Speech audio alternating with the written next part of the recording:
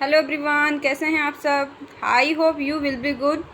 तो हम डिस्कस करने जा रहे हैं क्या, टीचिंग कॉन्सेप्ट एंड नेचर, शिक्षण अवधारणा और प्रकृति। हम सभी जानते हैं कि जो यूजीसी नेट का एग्ज़ाम दे रहे हैं बच्चे, जो फर्स्ट पेपर है वो सभी के लिए कॉमन है, सबको पढ़ना है, जो 50 नंबर का आता है और अपना बहुत ही महत्वपूर्ण रोल निभाता है ये। अगर आपने यहाँ से नंबर अचीव नहीं किए तो आप अपना मेन सब्जेक्ट पढ़कर कभी भी क्या है, नेट क्वालिफाई नहीं कर सकते हैं। तो आपको दोनों को बैलेंस बनाकर चलना है। फर्स्ट पेपर में भी आपको कम से कम 50 में से 38 से लेके 45 के बीच नंबर अचीव करने की कोशिश करनी है। और बाकी आप अपने सब्जेक्ट में तो जितना कर सकते हैं, जितनी मेहनत कर सकते हैं उतना करें, तभी आप पास हो सकते हैं, अच्छे नंबरों से नेट जीआरएफ निकाल सकते हैं। तो चलो हम आज जो प्रैक्टिस सेट लगाएंगे टीचिंग कॉन्सेप्ट एंड नेचर का लगाएंगे। तो सबसे पहला जो हमारा क्वेश्चन है यहाँ पर वो है, निम्नलिखित में से कौन सा कक्षा शिक्षण का आधारभूत प्रतिमान, मतलब बेसिक मॉडल कौन सा है कक्षा शिक्षण का। अधिगम का प्रतिमान, निर्देशात्मक प्रतिमान या दोनों, या कोई सा भी नहीं। तो यहाँ पर जो बेसिक मॉडल है कक्षा शिक्षण का वो दोनों ही है, अधिगम का प्रतिमान भी है और निर्देशात्मक प्रतिमान भी है। तो मतलब option number C is the right. यही अगला जो हमारा दूसरा जो क्वेश्चन है वो है, यदि कोई व्यक्ति एक शिक्षक बनना चाहता है तो उसके लिए आधारभूत आवश्यकता क्या है। मतलब अगर कोई टीचर बनना चाहता है तो सबसे पहले जो आधारभूत मतलब क्या, बेसिक चीज़ क्या होनी चाहिए उसके अंदर। तो 4 ऑप्शन दिए गए हैं। शिक्षण में वास्तविक रुचि, छात्रों को नियंत्रित करने के बारे में आत्मविश्वास, विषय का ज्ञान, अच्छी अभिव्यक्ति। वैसे तो ये सारी चीज़ें एक टीचर के अंदर सारे गुण होने चाहिए, लेकिन हमें बताना है कि बेसिक चीज़ क्या होनी चाहिए एक टीचर बनने के लिए। तो आप जिस सब्जेक्ट के टीचर बनना चाह रहे हैं उस सब्जेक्ट का क्या है, आपको ज्ञान होना चाहिए, मतलब विषय का ज्ञान।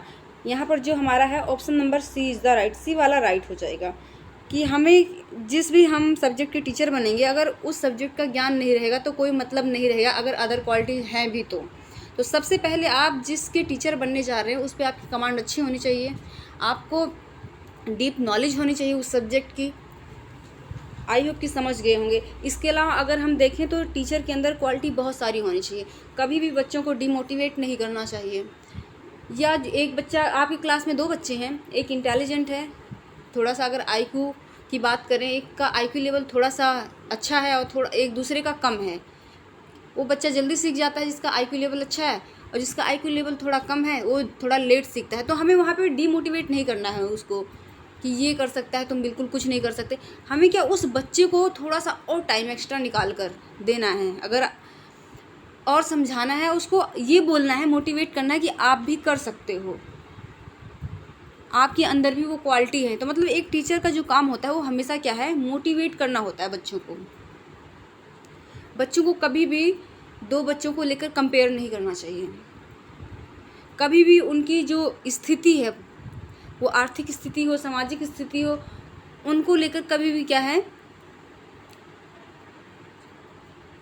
किसी भी प्रकार का कोई भी भेदभाव नहीं करना चाहिए।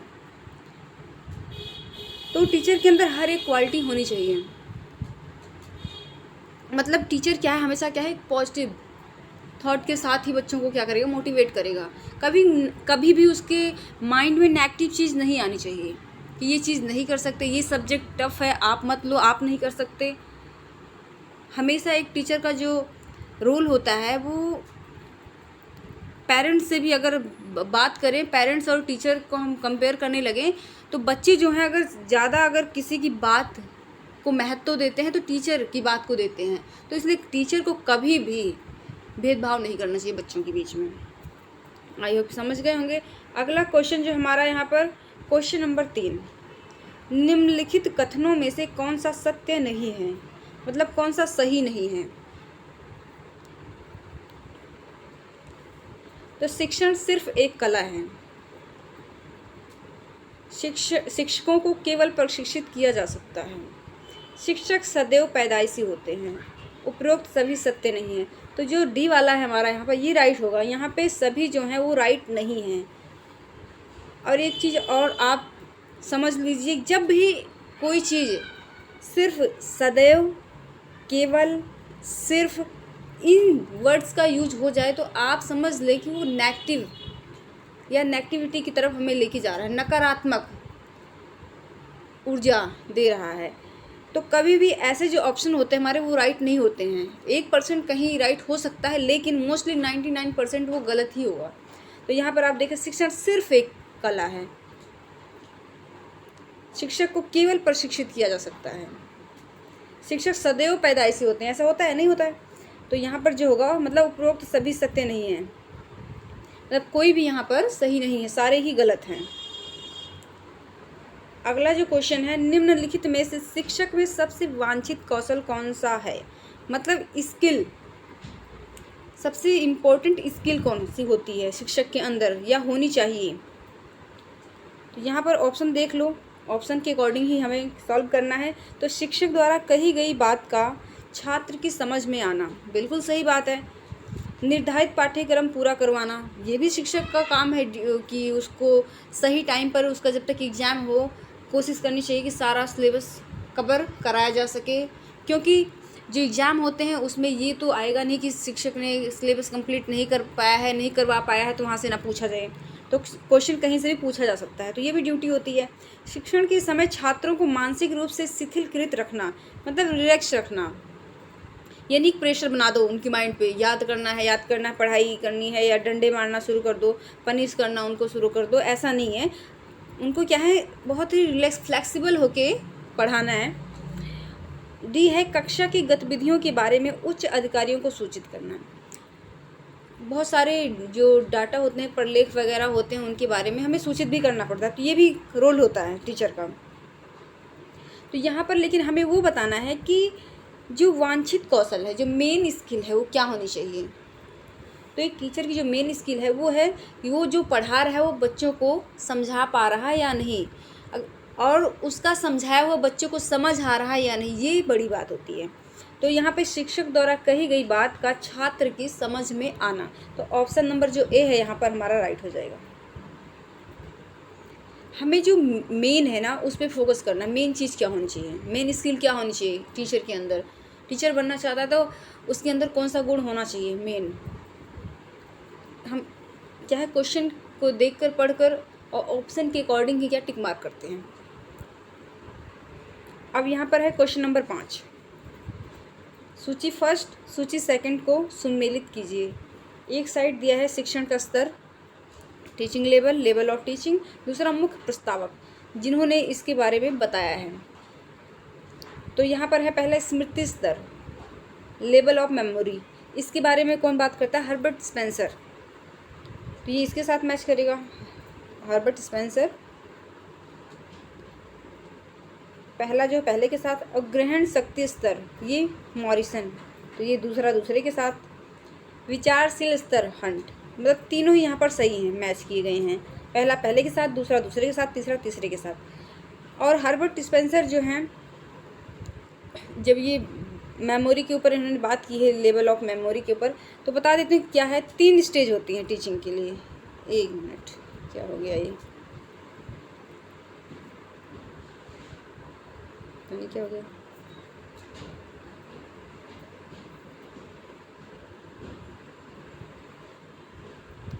वेट करना।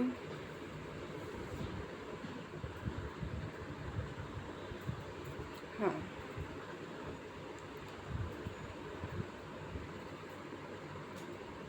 थ्री लेवल्स होते हैं, कौन कौन से देखो।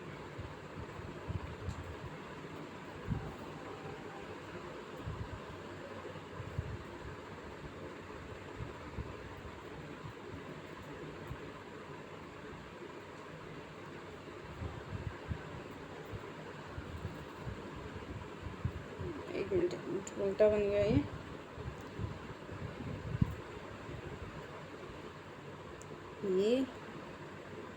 और ये, मतलब 3 पार्ट्स में इसको हम डिवाइड कर देते हैं। नीचे मेमोरी लेवल, स्मृति स्तर, यहाँ पे अवबोध स्तर, नॉलेजेबल, और यहाँ पे क्या होगा, रीजनेबल या तार्किक या चिंतन स्तर जिसको बोलते हैं। ठीक है।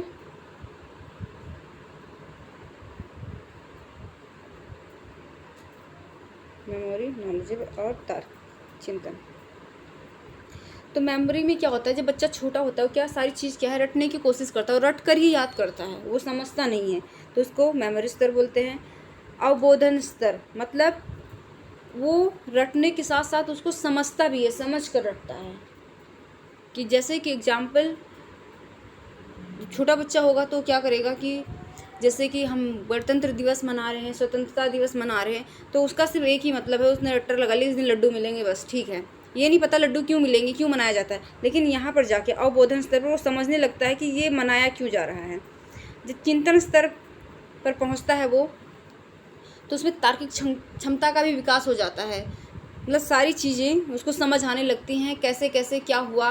ये ऐसे पहले जो है अंग्रेज़ों का राज था, बाद में हमारा जो देश है आज़ाद हुआ, आज़ाद होने के बाद इस दिन हुआ सारा लिखित रूप से, उसके बाद ये हम सेलिब्रेट करते हैं। मतलब वो सारी चीज़, सारे प्रोसीजर, उसमें हर एक क्वेश्चन करने की भी क्षमता क्यों कैसे आ जाती है, तो उसको बोलते हैं चिंतन स्तर। तो सबसे जो हायर लेवल होता है वो चिंतन स्तर का होता है। अगर वहीं पर बात करें लोअर का तो होगा मेमोरी लेवल।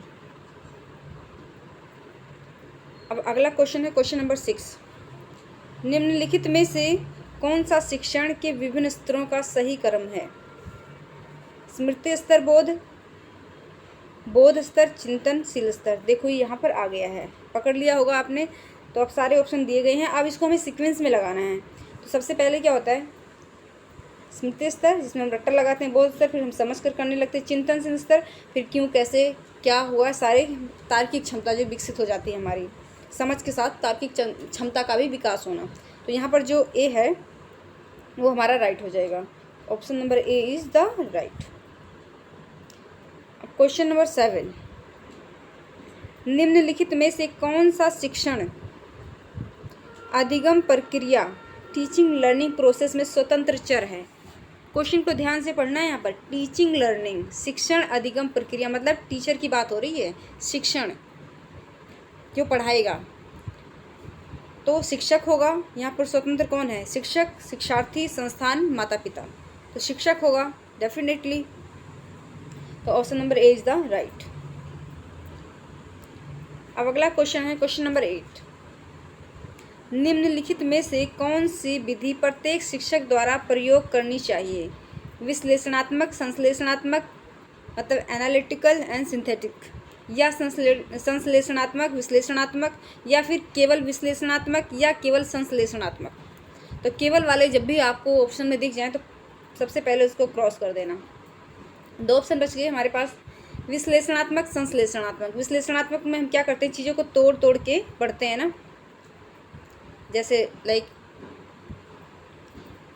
हम जब बच्चों को पढ़ाते हैं तो क्या होता है विश्लेषणात्मक विधि में, घर लिखा है या विद्यालय को लेते हैं। विद्यालय उसके लिए बहुत बड़ा है, पढ़ना मुश्किल है, उसको भी तोड़ देते हैं, विद्या है ना, विद्या धन आलय, मतलब 2 पार्ट्स में डिवाइड करके उसको हम पढ़ाते हैं जब तोड़कर, तो उसको क्या बोलते हैं विश्लेषणात्मक विधि। तो हम तोड़कर पढ़ाते हैं, फिर उसको जोड़ते हैं, फिर उसको पूरा का पूरा शब्द बताते हैं, ये है विद्यालय। तो पहले विश्लेषणात्मक, फिर संश्लेषणात्मक, फिर जोड़ना, मतलब तोड़ना फिर जोड़ना। तो option number A is the right. ये विधि टीचर को यूज करनी चाहिए। अब क्वेश्चन नंबर 9 पर चलते हैं। क्वेश्चन नंबर 9 है, सूची फर्स्ट के साथ सूची सेकंड को मिलाना है। एक साइड शिक्षण सूत्र दिए हुए हैं और दूसरी साइड मुख्य प्रतिपादक। संपूर्ण से अंश की ओर स्व अध्ययन, भावना का प्रशिक्षण, इधर नाम दिए हैं प्रतिपादक का मिलान करना हमें। तो संपूर्ण से अंश की ओर ये बात कौन करता है? गेस्टाल्ट करते हैं, मनोवैज्ञानिकता की ओर जाना, साइकोलॉजिकल मेथड की बात करते हैं यहाँ पर, संपूर्ण से अंश की ओर, तो ये इसके साथ मैच कर जाएगा। दूसरा है स्व अध्ययन, सेल्फ स्टडी। ये किसने, इसके प्रतिपादक कौन है? स्व अध्ययन के शिक्षण सूत्र किसने दिया था? वो दिया था डाल्टन ने, तो ये दूसरे के साथ मैच करेगा। भावना का प्रशिक्षण, इस शिक्षण सूत्र का प्रतिपादन किसने किया था? इसके प्रतिपादक कौन थे? वो थी मॉन्टेसरी और फ्रेबेल या फ्रूबेल, ठीक है। तो तीसरा तीसरे के साथ। संपूर्ण से अंश की ओर गेस्टाल्ट, स्व अध्ययन डाल्टन, भावना का प्रशिक्षण मांटेसरी और फ्रोबेल। अब अगला देखते हैं। अगला क्वेश्चन हमारा है, निम्नलिखित में से कौन सा कथन शिक्षण की प्रकृति को दर्शाता है? किसकी? शिक्षण, टीचिंग की नेचर को दर्शाता है, नेचर ऑफ टीचिंग। यह एक कला है, यह एक विज्ञान है, यह विज्ञान एवं कला दोनों है, ये ना तो कला है और ना ही विज्ञान है। बताओ, शिक्षण जो हम टीचिंग करते हैं क्या है? वो सबको पता है टीचिंग क्या है, एक कला है। साथ साथ क्या है, टीचिंग को क्या है, हम एक सिस्टमेटिक तरीके से पढ़ाते हैं। कोई भी चीज़ पढ़ा रहे हैं तो क्रमबद्ध तरीके से। तो वैज्ञानिक तरीका क्या है हमारा? कोई भी चीज़ हम सर्च कर रहे हैं, रिसर्च कर रहे हैं, जो भी हम पढ़ा रहे हैं उसमें क्या होना चाहिए? वो साइंटिफिक कब होगा? जब उसमें एक क्रमबद्धता होगी, रैंडमली जो चीज़ें होंगी, सीक्वेंस में जब होंगी, क्रम के अनुसार जब उन चीज़ों को दर्शाया गया होगा। तो यहाँ पर शिक्षण जो है वो क्या है? विज्ञान और कला दोनों है। Option number C is the right. अगला क्वेश्चन है, निम्नलिखित में से कौन सा क्रम शिक्षण के 3 स्तरों को दर्शाता है? शिक्षण का स्मृति स्तर, शिक्षण का बोध स्तर, शिक्षण का चिंतनशील स्तर, शिक्षण का पेडागॉजिकल स्तर। अभी रिकॉल करो, हमने तीनों स्तर अभी पढ़े हैं शिक्षण के। पहले कौन सा आता है? शिक्षण का स्मृति स्तर, फिर शिक्षण का बोध स्तर, फिर शिक्षण का चिंतनशील स्तर। तो यहाँ पर जो आंसर होगा हमारा वो कौन सा होगा? मतलब चौथा शिक्षण का पेडागॉजिकल स्तर। ये कोई तो लेवल है ही नहीं टीचिंग का, तो चौथा तो काट देंगे हम, क्रॉस कर देंगे, तो बस ये 3। तो ए वाला जो ऑप्शन हमारा यहाँ पे राइट हो जाएगा। अब क्वेश्चन नंबर 12, एक मिनट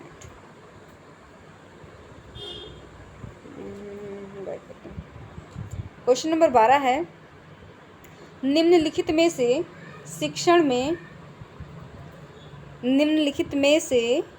शिक्षण में कौन सा मुख्य परिवर्तन आधुनिक समय में मुख्यतः देखने को मिलता है? आधुनिक समय में, मॉडर्न युग में क्या देखने को मिलता है शिक्षण में? टीचिंग लाइन में क्या चेंजिंग आई है? पहले क्या होता था, जब आश्रम में बच्चे पढ़ते थे तो सारा का सारा जो केंद्र बिंदु होता था वो कौन? टीचर होता है। टीचर जैसे मर्जी बच्चों को रखे, किसी भी डिसिप्लिन में रख सकता है वो। उनका मतलब पहले बच्चों की हिम्मत नहीं होती थी टीचर के सामने या क्वेश्चन करने की। जो टीचर ने पढ़ा दिया, समझा दिया, उसको ही फॉलो करना, उनके ही बनाए गए नियमों पर चलना। कभी भी मतलब जो अगर इनके अंदर इच्छा भी हो रही है पूछने की, कोई जिज्ञासा है, तो जिज्ञासा भी प्रकट नहीं कर पाते थे। लेकिन आज क्या चेंजिंग हुई है आधुनिक युग में, आधुनिक समय में टीचिंग में? यह शिक्षार्थी केंद्रित होती जा रही है या प्रशिक्षु केंद्रित होती जा रही है, यह समूह केंद्रित होती जा रही है, या उपरोक्त में से कोई नहीं? तो बताओ, आप दिमाग लगाओ। तो अब क्या हो गया है? ये शिक्षार्थी केंद्रित होती जा रही है।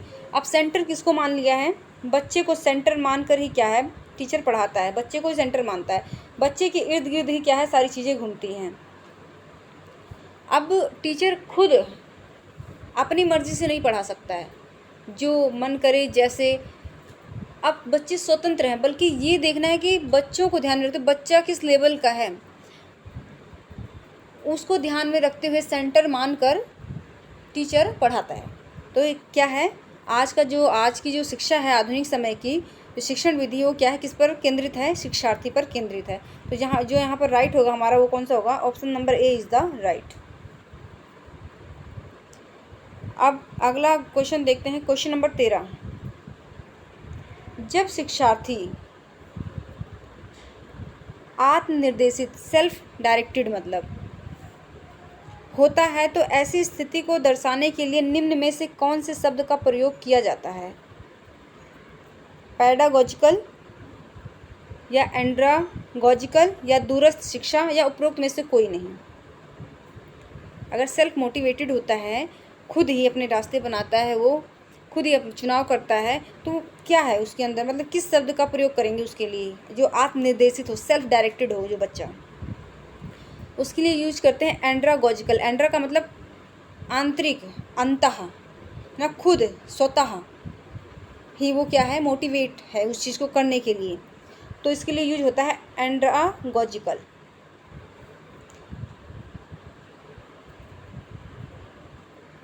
अब यहाँ पर अगला क्वेश्चन हमारा, निर्देशात्मक उद्देश्य छात्र के लिए लिखे जाते हैं जिसमें यह बताया जाता है कि छात्रों से क्या अपेक्षित है। निम्न में से कौन सा या कौन से लक्षण ऐसे उद्देश्यों में होने चाहिए। विशिष्ट, स्पेसिफिक, ऑब्जर्वेबल, मेजरेबल या उपरोक्त सभी। क्वेश्चन दोबारा से पढ़ लीजिए। निर्देशात्मक उद्देश्य छात्र के लिए लिखे जाते हैं जिसमें यह बताया जाता है कि छात्रों से क्या अपेक्षित है। निम्न में से कौन से लक्षण ऐसे उद्देश्यों में होने चाहिए। तो स्पेसिफिक भी होने चाहिए, ध्यान देने योग्य होने चाहिए, मापने योग्य भी होने चाहिए, मतलब सारे के सारे होने चाहिए। तो यहाँ पर जो राइट होगा option number D is the right. अब हम क्वेश्चन नंबर 15 पर चलेंगे। क्वेश्चन नंबर 15 है, निम्नलिखित में से कौन सा कथन गतिशील शिक्षण वातावरण के संदर्भ में सही है। मोमेंटम टीचिंग की बात हो रही है यहाँ पे। तो क्या शिक्षक एक आश्रित चर है और छात्र एक स्वतंत्र चर है, या शिक्षक एक स्वतंत्र चर है और छात्र आश्रित चर है, या दोनों शिक्षक और छात्र मध्यवर्ती चर हैं, या उपरोक्त में से कोई नहीं। तो क्वेश्चन क्या कह रहा है, गतिशील शिक्षण वातावरण के संदर्भ में। तो जब शिक्षण वातावरण के संबंध में हो रही है टीचिंग के बारे में, तो टीचिंग कौन कर रहा है, टीचर कर रहा है। तो टीचर क्या होगा यहाँ पर, स्वतंत्र होगा। तो शिक्षक एक स्वतंत्र चर है, जबकि जो बच्चा है वो छात्र वो आश्रित चर है, वो टीचर के ऊपर डिपेंड करता है। ठीक है, तो यहाँ पर जो बी होगा ये राइट हो जाएगा हमारा, बी इज़ द राइट। अगला क्वेश्चन है क्वेश्चन नंबर 16।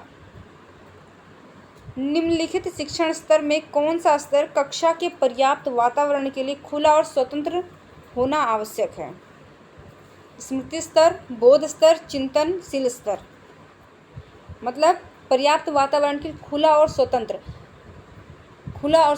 हम कब होंगे, जब हम तार्किक क्षमता जब हमारी तार्किक क्षमता का विकास हो गया होगा, हम क्वेश्चन पूछने लायक हो जाते हैं, क्यों और कैसे का जवाब मांगने लगते हैं, तभी तो हम स्वतंत्र होते हैं। या रट्टा लगा रहे हैं, टीचर ने बोला ये याद करके सुना, हमने रट्टा लगाया और सुना दिया।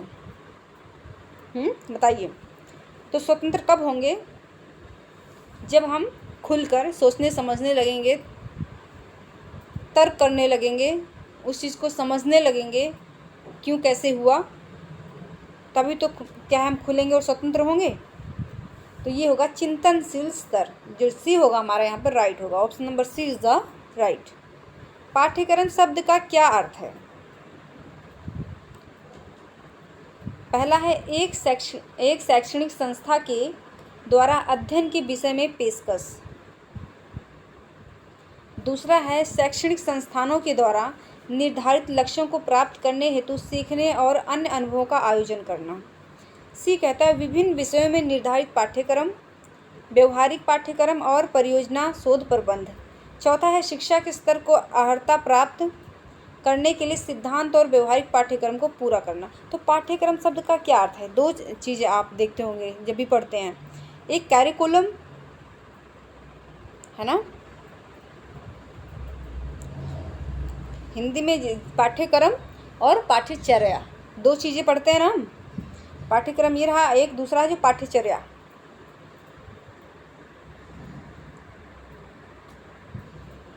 एक मिनट, तो अब बताओ पाठ्यक्रम क्या है, पाठ्यक्रम और पाठ्यचर्या में क्या अंतर है, क्या डिफरेंस है वो बताइए। देखो पाठ्यक्रम क्या होता है, जो हमारा जो सिलेबस है हमें इतना पढ़ना है, ठीक है। जैसे इसमें 10 यूनिट हैं, हम अभी जो फर्स्ट पेपर कर रहे हैं ये यूजीसी नेट का, फिर जो 50 नंबर की आएगी, तो ये क्या है, सिलेबस हमारा डिसाइडेड है कि 10 यूनिट से ही आएंगे क्वेश्चन, तो उसको क्या कहेगा, वो हमारा पाठ्यक्रम है। लेकिन अगर पाठ्यचर्या की बात होगी तो ये व्यापक है पाठ्यचर्या, और जो पाठ्यक्रम है वो क्या है, संकुचित है, उसमें डिसाइडेड है। लेकिन पाठ्यचर्या में कुछ डिसाइडेड नहीं है, उसमें जितनी भी एक्टिविटी हम करते हैं, चाहे हमारा सिलेबस हो, जो भी हम सिंगिंग वगैरह करते हैं, मतलब सुबह से लेकर शाम तक जो चीज़ें करते हैं, तैयार होके जाना, सुबह उठना, लंच करना, ये सारी की सारी प्रक्रियाएं जो भी होती हैं, हमारी व्यवहारिक जो भी परियोजनाएं होती हैं, वो सभी इंक्लूड हो जाती हैं, तो वो क्या होती है, पाठ्यचर्या। लेकिन जब सिलेबस से रिलेटेड बात होगी तो वो क्या होगी, सिर्फ पाठ्यक्रम। तो यहाँ पर जो राइट होगा बी वाला, शैक्षणिक संस्थानों के द्वारा निर्धारित लक्ष्यों को प्राप्त करने हेतु सीखने और अन्य अनुभवों का आयोजन करना क्या है? पाठ्यक्रम है। आई होप कि समझ गए होंगे। अब क्वेश्चन नंबर 18 है, संज्ञानात्मक ज्ञान क्षेत्र का वर्गीकरण निम्न में से किसके द्वारा प्रस्तुत किया गया था? किसके द्वारा किया गया था संज्ञानात्मक ज्ञान क्षेत्र का? तो वो किया गया था किसके द्वारा? किसका नाम आता है संज्ञानात्मक का लेते ही? कमेंट करके बताओ पहले। ये क्वेश्चन आपके लिए छोड़ दिया गया है।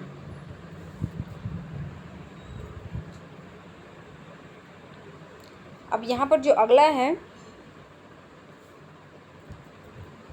क्वेश्चन नंबर 19, ये आपको बताना है, ये आपके लिए छोड़ा है। निम्नलिखित में से कौन सा शब्द पहले से सीखी गई सामग्री का उपयोग करने को प्रतिबिंबित करता है? धारणा मतलब कॉन्सेप्ट, अनुप्रयोग मतलब एप्लीकेशन, ज्ञान नॉलेज, विश्लेषण एनालिसिस। तो बताओ कौन सा शब्द पहले से सीखी गई सामग्री का उपयोग करने को प्रतिबिंबित करता है? तो अनुप्रयोग। तो जो बी होगा हमारा यहाँ पे राइट हो जाएगा। अगला क्वेश्चन है क्वेश्चन नंबर 20, निम्नलिखित में से संज्ञानात्मक ज्ञान क्षेत्र का उच्चतम स्तर कौन सा है? उच्चतम की बात हो रही है, सबसे ऊपर, सुपर। संश्लेषण, विश्लेषण, धारणा, मूल्यांकन। तो ज्ञान क्षेत्र का जो सबसे उच्चतम जो स्तर है वो है मूल्यांकन। तो यहाँ पर डी इज द राइट। संश्लेषण समझ रहे होंगे आप, विश्लेषण भी संश्लेषण में जोड़कर पढ़ना, विश्लेषण में किस चीज़ों को तोड़ तोड़ कर पढ़ना, कई पार्ट्स में डिवाइड कर कर, धारणा कॉन्सेप्ट को समझना उसकी। अब यहाँ क्वेश्चन नंबर 21, क्वेश्चन नंबर 21 है, निम्नलिखित में से कौन सा विकल्प सत्तावादी स्तर का शिक्षण को दर्शाता है? सत्तावादी स्तर पर शिक्षण को दर्शाता है। देखो जब भी शिक्षण की बात हो रही है तो हमारे दिमाग में ये चीज़ होनी चाहिए कि हमें टीचर को ही अपने माइंड में रख कर क्वेश्चन आंसर को करना है। तो अब देखो सत्तावादी, तो वो शिक्षक केंद्रित या शिष्य केंद्रित या मुख्य अध्यापक केंद्रित या अनुभव के आधार पर। तो सत्तावादी स्तर की बात हो रही शिक्षण की, तो किसकी बात हो रही, मतलब टीचर की, शिक्षक केंद्रित। A is the right. अब सूची फर्स्ट और सेकंड को मिलाना है क्वेश्चन नंबर 22 में। चलो इसको मिलाते हैं।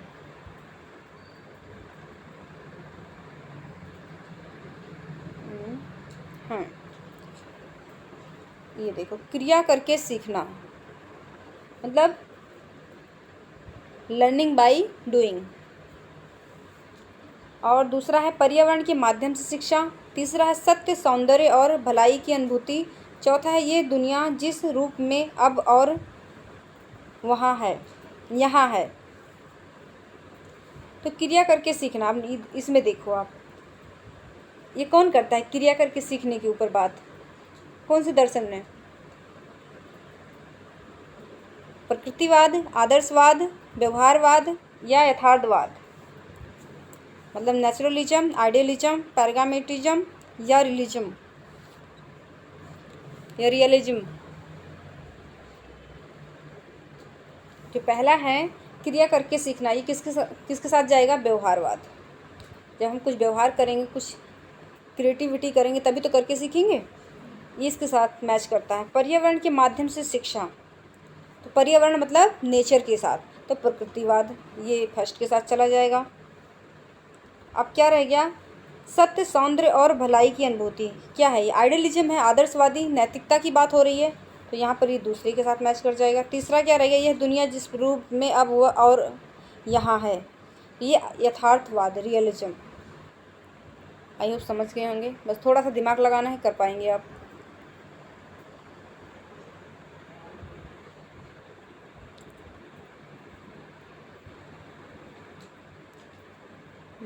कहाँ तक हो गया? 22 तक, 23 से करना है। 23 क्वेश्चन नंबर 23। हाँ ये रहा। तो क्वेश्चन नंबर 23 है, बौद्धिक कौशल किस ज्ञान क्षेत्र के द्वारा प्रतिबिंबित होते हैं? बौद्धिक कौशल, इंटेलेक्चुअल स्किल की बात हो रही है यहाँ पे। तो पहला है संज्ञानात्मक ज्ञान क्षेत्र, मतलब जिसको बोलते हैं कॉग्निटिव डोमेन। हमें हिंदी और इंग्लिश दोनों में पढ़ते हुए चलना है। कई बार इंग्लिश में लिख देता है, हिंदी में ही इंग्लिश के वर्ड को लिखता है, तो कन्फ्यूज हो जाते हैं, तो दोनों को ही पढ़ना है। भावात्मक ज्ञान क्षेत्र, अफेक्टिव डोमेन। क्रियात्मक ज्ञान क्षेत्र, साइकोमोटर डोमेन, या उपरोक्त में से कोई नहीं। तो बौद्धिक कौशल की बात हो रही, किस ज्ञान क्षेत्र के द्वारा प्रतिबिंबित होते हैं? तो वो होते हैं किसके? संज्ञानात्मक ज्ञान क्षेत्र। A is the right. संज्ञानात्मक ज्ञान क्षेत्र क्या होता है? संज्ञानात्मक शायद जो बच्चे कंटिन्यू पढ़ाई कर रहे हैं, अच्छे से पढ़ाई की होंगे तो वो तो समझ रहे होंगे, तो जो जिनको नहीं आता है, जो नहीं समझ रहे, बता देती हूँ उनको। संज्ञानात्मक जैसे जैसे, मतलब हम छोटे ही रहते हैं पहले, ठीक है, जैसे जैसे बड़े होते हैं, जो हमारे अंदर सोचने समझने की जो शक्ति है वो क्या है, और अच्छी विकसित होती है। पहले जैसे कि बात करें कि मेमोरी लेवल, पहले हम रट्टा लगाते हैं चीज़ों को, फिर अवबोधन स्तर, नॉलेजेबल, मतलब जिसमें हम क्या करते हैं, चीज़ों को समझ कर करते हैं, और बाद में चिंतनशील स्तर, जिसमें हम सोच समझ कर तार्किक तरीके से तर्क करके क्यों कैसे चीज़ों को समझने लगते हैं। तो वैसे जैसे जैसे हम बड़े होते हैं, हमारे अंदर क्या संज्ञानात्मक विकास होता चला जाता है। आई होप कि समझ गए होंगे। अब बात करेंगे यहाँ पे हम अगले क्वेश्चन की। क्वेश्चन नंबर 24, निम्नलिखित में से किसके द्वारा दृष्टिकोण, मूल्यों और हितों को प्रतिबिंबित किया जाता है? मूल्यों और हितों को। संज्ञानात्मक ज्ञान क्षेत्र अभी हमने पढ़ लिया, जैसे जैसे हम बड़े होंगे हमारी बौद्धिक क्षमता का जो विकास होगा उसको संज्ञानात्मक ज्ञान क्षेत्र बोलते हैं। अब दूसरा है भावात्मक ज्ञान क्षेत्र, तीसरा है क्रियात्मक ज्ञान क्षेत्र, और चौथा है उपरोक्त में से कोई नहीं। तो क्रियात्मक ज्ञान क्षेत्र में हमने क्या पढ़ा था? लर्निंग बाय डूइंग, करके सीखना। तो यहाँ तो ऐसी कोई बात नहीं हो रही, यहाँ बात किसकी हो रही? मूल्यों और हितों की, मतलब नैतिकता की बात हो रही, आदर्श की बात हो रही है। जब भी नैतिकता आदर्श की बात होती है, मतलब भावनाओं की बात हो रही है, वहाँ पे भावनाओं की कदर है। तो यहाँ पे भावात्मक ज्ञान क्षेत्र, जब भी होगा हमारा राइट हो जाएगा, B is the right. Question number 25, निम्नलिखित में से कौन सा या कौन से ज्ञान क्षेत्र शारीरिक कौशल से संबंधित है? शारीरिक कौशल से ज्ञान क्षेत्र की बात हो रही है, बात किसकी? शारीरिक कौशल से। क्वेश्चन को बहुत ध्यान से पढ़ना है, क्योंकि जब तक हम क्वेश्चन को नहीं समझेंगे तब तक हम कर भी नहीं पाएंगे, क्योंकि जो ऑप्शन होते हैं हमारे पास बहुत ही मिलते जुलते होते हैं। तो यहाँ पर संज्ञानात्मक ज्ञान क्षेत्र, जिसमें हम जानते हैं हमारी बौद्धिक क्षमता का विकास होता है, जैसे जैसे हम बढ़ते हैं, बड़े होते हैं, हमारी बौद्धिक क्षमता भी बढ़ती चली जाती है, सोचने समझने की शक्ति का विकास होता चला जाता है। भावात्मक ज्ञान क्षेत्र, जिसमें नैतिकता की बात करते हैं, है ना, आदर्शवादी, आदर्शता की बात करते हैं, तो वो क्या है? भावात्मक ज्ञान क्षेत्र में आता है। अब यहाँ मनोसंचालित ज्ञान क्षेत्र, मतलब शारीरिक कौशल की बात हो रही है, तो समझ गए होंगे मनोसंचालित ज्ञान क्षेत्र, मनोविज्ञान, मतलब हमने मन की जानना, शारीरिक कौशल क्या है, कैसे सोचता है बच्चा, किस एज में क्या सोचता है, कैसे करता है, अपने मन से चीज़ों को संचालन करता है अपने मन से, तो वो क्या है? शारीरिक कौशल से संबंधित है। क्या? मनोसंचालित ज्ञान क्षेत्र, मतलब C is the right. Question number 26, निम्नलिखित में से कौन सा एक उदाहरण संज्ञानात्मक ज्ञान क्षेत्र के रूप में उद्धृत किया जा सकता है? जैसे संज्ञानात्मक ज्ञान क्षेत्र, क्वेश्चन को पकड़ लेना है, फिर ऑप्शन को पढ़ना है। किसी विशेष विषय का वर्णन करना, बिल्कुल सही है। फोटो फिल्म का विकास, संज्ञानात्मक से क्या मतलब है? फोटो फिल्म का विकास, गलत। निबंध लिखना, ये क्या मतलब? ये भी नहीं, गलत। अनुरक्षण का उत्तरदायित्व लेना, ये भी गलत। मतलब किसी विशेष विषय का वर्णन करना, किसका उदाहरण है? संज्ञानात्मक ज्ञान क्षेत्र का। तभी तो हमें पता चलेगा कि हमारी बौद्धिक क्षमता का विकास हुआ है या नहीं। अब क्वेश्चन नंबर 27 है, निम्नलिखित में से किसको शिक्षण के संदर्भ में मनोसंचालित साइकोमोटर डोमेन के उदाहरण के रूप में लिया जा सकता है? पर्यावरण प्रदूषण के लिए जागरूकता को दर्शाना, या प्रयोग करना, या दो प्रयोगों के परिणाम को लेखा करना, या एक कहानी का वर्णन करना। तो एक कहानी का सबसे पहले काट दो। दो प्रयोगों के परिणामों का लेखा करना, रिसर्च तो हम कर नहीं रहे, मूल्यांकन तो यहाँ पर हम कर नहीं रहे हैं, तो ये भी काट दो। पर्यावरण प्रदूषण के लिए जागरूकता को दर्शाना है, ऐसा तो कुछ नहीं है। मनोसंचालित मतलब मन से चीज़ों को संचालन कर रहे हैं ना, तो प्रयोग करना, इसका जो राइट आंसर होगा प्रयोग करना, एप्लीकेशन। अनुप्रयोग जिसको बोलते हैं। B is the right. Question number 28 है, निम्नलिखित कथनों में से कौन सा कथन असत्य है, मतलब गलत कौन सा है। शिक्षा और शिक्षण एक ही अवधारणा है। नहीं, बिल्कुल नहीं है। शिक्षा क्या, एजुकेशन, शिक्षण क्या, पढ़ाने का तरीका, यही तो है, मेथड है एक शिक्षण प्रक्रिया। तो ये तो गलत हो गया। शिक्षा और शिक्षण में अंतर है, बिल्कुल सही है, अंतर है। शिक्षा शिक्षण, प्रशिक्षण और अनुसंधान की तुलना में एक व्यापक शब्द है, ये भी सही है। मतलब यहाँ पे जो गलत है हमारा वो ए वाला गलत है। Option number A is the right यहाँ पर हो जाएगा। अगला क्वेश्चन है क्वेश्चन नंबर 29, निम्नलिखित में से कौन सा शिक्षण के क्षेत्र में विशेषज्ञता को दर्शाता है। अवधारणाओं का ज्ञान, शिक्षण कौशल, निर्णय लेने का कौशल, उपरोक्त सभी। तो क्या पूछ रहा है, शिक्षण के क्षेत्र में विशेषज्ञता को दर्शाता है, तो अवधारणाओं का ज्ञान होना चाहिए। अगर आप किसी भी सब्जेक्ट के विशेषज्ञ हैं, आपकी अच्छी कमांड है, उसमें आप मास्टर हैं, तो क्या अवधारणाओं का ज्ञान होना चाहिए, कॉन्सेप्ट क्लियर होने चाहिए आपके सब्जेक्ट के। शिक्षण कौशल, किस प्रकार से टीचिंग करनी है वो स्किल आपके अंदर होनी चाहिए।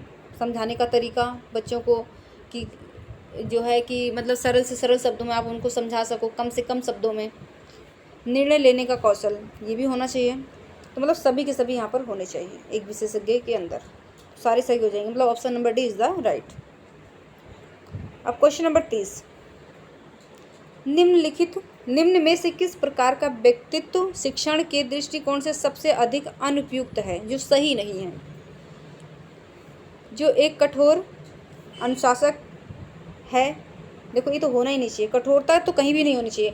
हम कुछ भी कर रहे हैं, सिखा रहे हैं, पढ़ा रहे हैं, कुछ भी कर रहे हैं, तो उसमें फ्लेक्सिबिलिटी ज़रूर होनी चाहिए। तो यहाँ पर क्योंकि आपने देखो हमारा कॉन्स्टिट्यूशन जो बना हुआ है उसमें भी क्या है, लचीलापन है। उसको हम चेंज कर सकते हैं समय के अकॉर्डिंग, जैसी नीड होगी हमारी समाज की, हमारे देश की। तो ये तो होना नहीं चाहिए जो एक कठोर अनुशासक है। क्वेश्चन नंबर 30 कर रहे हैं ना।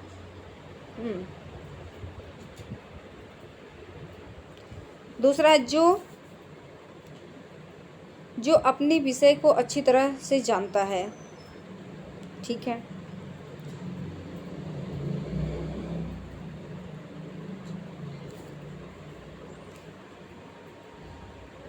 तीसरा है, जिसकी शिक्षण में कोई अभिरुचि नहीं है।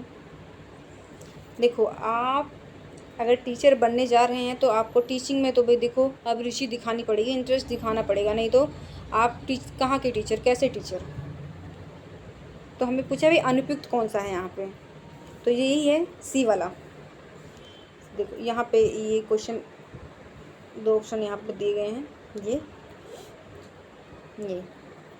और फिर 2 इधर सी और डी। तो सी वाला जो है यहाँ पर अनुपयुक्त गलत है। जो नैतिक मूल्यों को सिखाता है, बिल्कुल टीचर एक नैतिक मूल्यों को ही सिखाता है, कैसे करना है अपने के। सबसे पहले मेन चीज़ क्या होती है, कोई भी व्यक्ति है, सबसे ज़्यादा ज़रूरी क्या है, उसके चरित्र का विकास, उसकी नैतिकता का विकास। एजुकेशन का मतलब ही यही है। तो ये हमारा यहाँ पर सी वाला जो है वो राइट हो जाएगा। अब क्वेश्चन नंबर 31, क्लियरिटी कम है लेकिन फिर भी ध्यान से आप इसको कोशिश करना पढ़ने की। निम्न में से कौन से अध्यापन के सिद्धांत टीचिंग मैक्सिमस या प्रिंसिपल हैं। तो कौन से हैं अध्यापन के सिद्धांत, कौन कौन से हैं। मनोवैज्ञानिक से तार्किक की ओर, विश्लेषण से संश्लेषण की ओर, मूर्त से अमूर्त की ओर, प्रकृति का पालन करना। अध्यापन के सिद्धांत कौन से हैं, देखो मनोवैज्ञानिक से तार्किक और ये भी होना चाहिए। विश्लेषण से पहले चीज़ों को तोड़ते हैं, बाद में जोड़कर पढ़ाते हैं। अगर कोई चीज़ बड़ी है तो पहले उसको तोड़ेंगे बच्चों को समझाने के लिए छोटे छोटे टुकड़ों में, और बाद में उसको जोड़ देंगे बड़ी चीज़ को। तो ये भी सही है, मूर्त से अमूर्त की ओर, और बाद में क्या, प्रकृति का पालन करना। ये भी मतलब सारे के सारे यहाँ पे सही है, उपरोक्त सभी। Option number D is the right. अगला क्वेश्चन है क्वेश्चन नंबर 32, थोड़ा मैनेज कर लेना, दिखाई कम दे रहा है यहाँ पे। निम्नलिखित में से कौन सा या कौन से विकल्प विश्लेषण के अर्थ को दर्शाते हैं। एनालिसिस, संगठक भाग में एक समस्या का हल ढूंढने की क्षमता, संगठक भागों का संयोजन करना, या दोनों ही। तो इसमें क्या होता है, एनालिसिस जब हम करते हैं तो क्या करते हैं, किसी भी समस्या को ढूंढने की कोशिश करते हैं ना। तो इसमें जो सही होगा हमारा, संगठक भाग में एक समस्या का हल ढूंढने की क्षमता, ए इज़ द राइट। शोध में हम मोस्टली देखा होगा, जब शोध करते हैं तो उसमें क्या है, एनालिसिस करते हैं, हम डाटा कलेक्शन करते हैं। वो मेन दो चीज़ बहुत मेन होती है हमारे शोध में, रिसर्च में। एक है एनालिसिस करना और दूसरा डाटा कलेक्शन।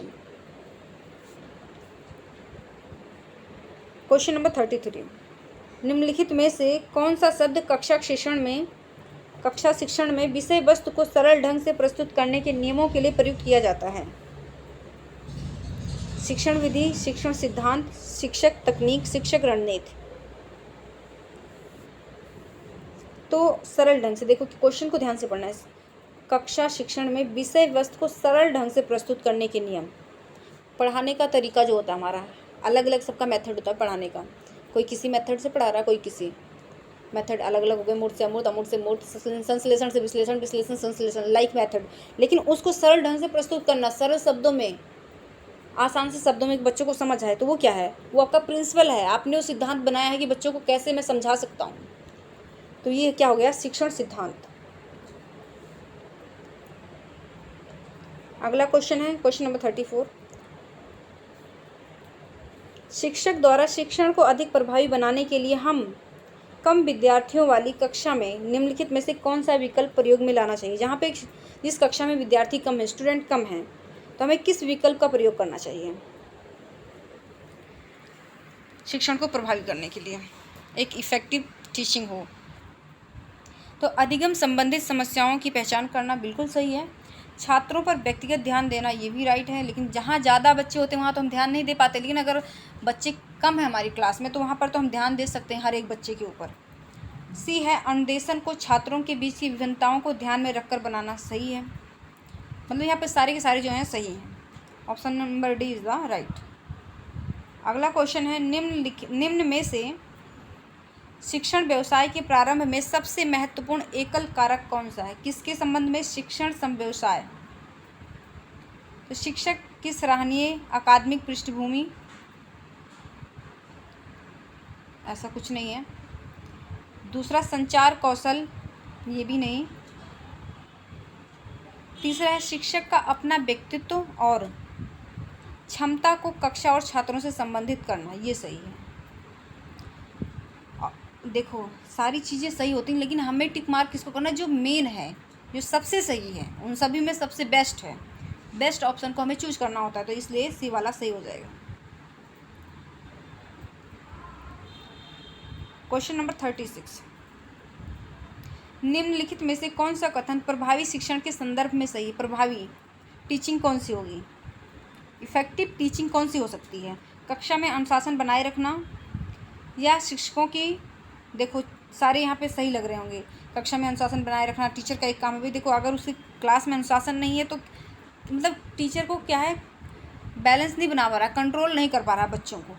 शिक्षकों की निष्पक्षता, ये भी। शिक्षकों द्वारा छात्रों को सिखाना और समझाना, शिक्षक की शिक्षण में अभिरुचि, मतलब सारे सही हैं, लेकिन बेस्ट ऑप्शन कौन सा है हमारा यहाँ पे? शिक्षकों द्वारा छात्रों को सिखाना और समझाना, सी इज़ द राइट। अब 37 है यहाँ पर, क्वेश्चन नंबर 37।